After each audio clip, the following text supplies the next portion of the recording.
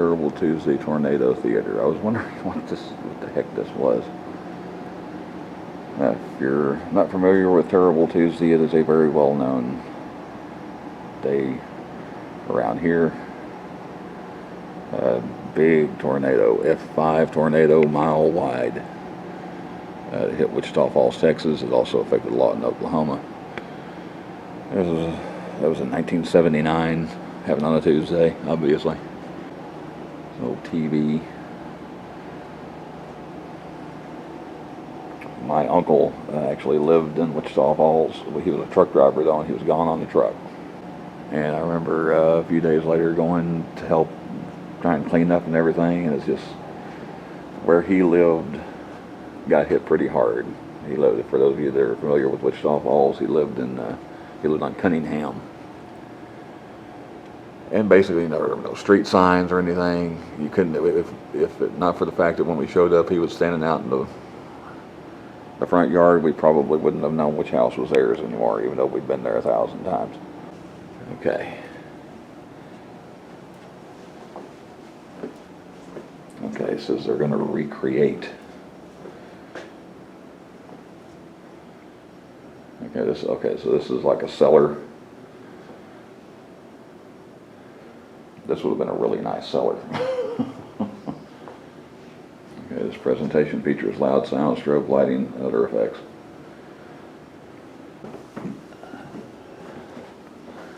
April 10th, 1979, 12 tornadoes cut through the Red River area within 2 hours. I missed part of that. But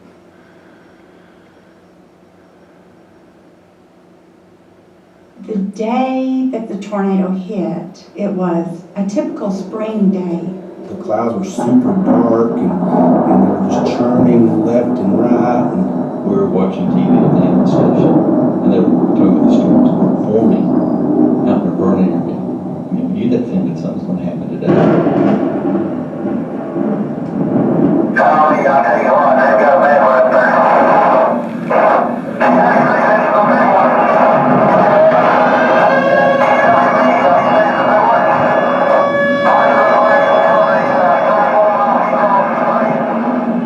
tornado sirens were going off, but we just took things for granted because the tornado sirens were just a common occurrence back then.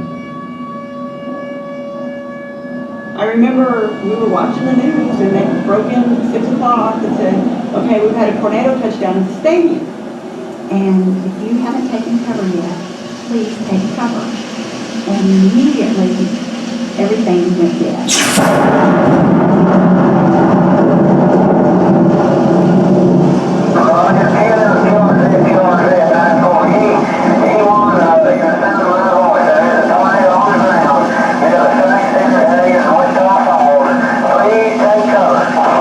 As I'm almost to the cellar, I looked to the south of us where I could see this huge black cloud. It was the whole horizon.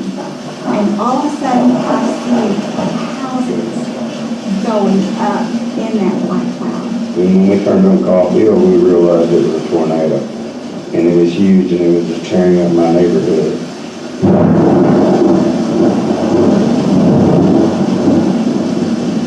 My nephew was coming at us saying, come on, get in the cellar.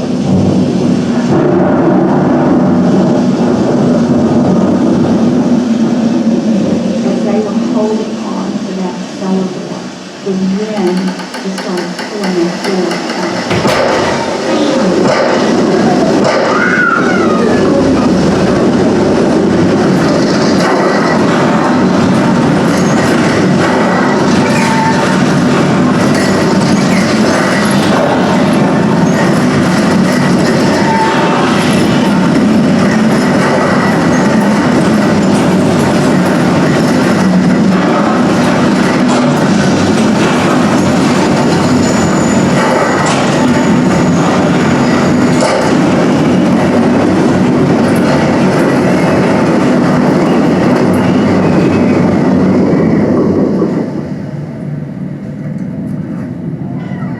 Boys opened the door, and my brother-in-law said, Elaine, your house is destroyed.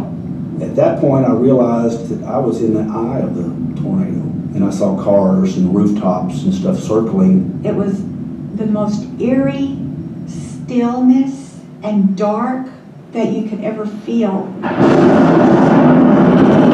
back in the store. Hurry, hurry.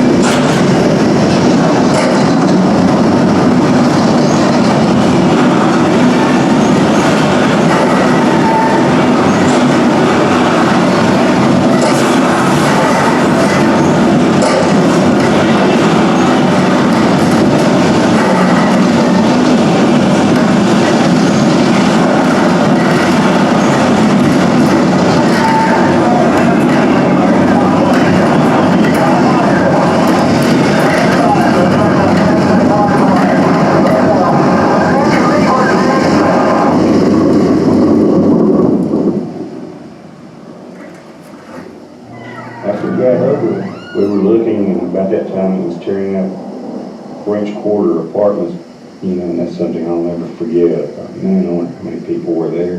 This was damage from one end of town to the other. Where does it start? Where does it stop?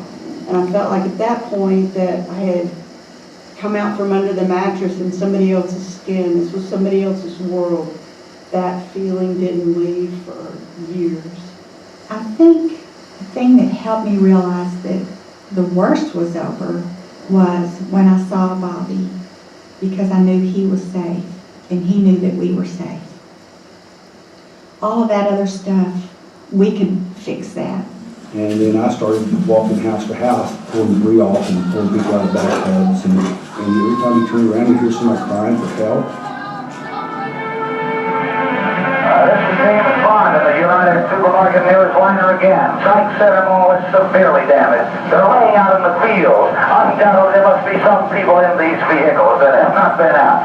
Faith Village is absolutely flattened. There are new houses standing within my view as I drive down Campbell. We had Mother and Daddy's house, and we took the girls over there right away. I mean, for them, it almost makes me cry. For them to see their house gone like that, it was horrible. I guess it was the next day is when I heard that Richard's daughters had died. He lost both of his daughters. That was hard. Everywhere it hit was very populated. And I imagine 25,000 were affected. You had the Vernon storm, Wichita Falls storm. Lawton was hit. And the National Guard came in immediately and blocked off the whole neighborhood. And at night, helicopters would fly over with these huge fire lights. I remember the hard manual labor, getting those houses ready for people to move back in. There were truckloads of people driving around in pickups. Everybody would jump out, help clean somebody's yard. There was people from all over that come to help. Fort Sill started bringing in all their people, and They came up with all the tools they needed and said, we're here, what can we do to help y'all? And the community just all pitched in. It was incredible how this town came together. Afterwards, it's something that's going to change your life. It's devastation that most folks have never seen before. I know people think, why would you live in Tornado Alley? Why would you rebuild right there on that spot? And that's because it's home. And you don't change home. You just have the courage to rebuild, and life goes on, doesn't it?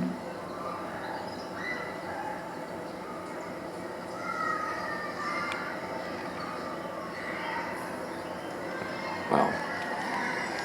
That was brutal, especially the talking about the TV going out. I live 50 miles away from Wichita Falls, and I can remember that. That's exactly how it happened too. We were sitting there watching the news, and then all of a sudden, just all the power went out. We went to the storm cellar because it didn't get to us, thankfully. But boy, Wichita Falls was devastated. So the part with